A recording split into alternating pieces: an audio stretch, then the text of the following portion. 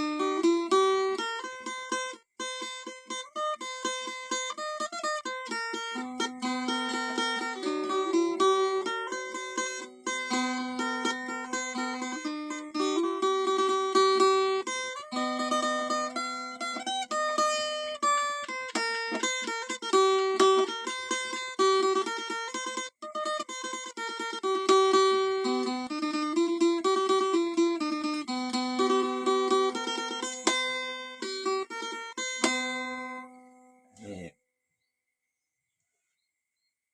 ฮงปีกบัวตุมบัวบานนะครับเนาะต่อไปก็สิเล่นเพลงซันซานีนิซัมให้ฟังลองเบิ่งนะครับเนาะผมก็เล่นบ่เก่งดอกนะครับเนาะเล่นไปตามความคิดเจ้าของนี่แหละตามลายอ่าตามเจ้าของหันมาเนาะพี่น้องเนาะได้ตามต้นฉบับหรือว่าตามเพลงนี่ก็คือสิเป็นไปบ่ได้นะครับเนาะอ่าบ่แม่นเราลองเอาบ่แม่นอันนี้มันใช้พิณเล่นนะครับเนาะ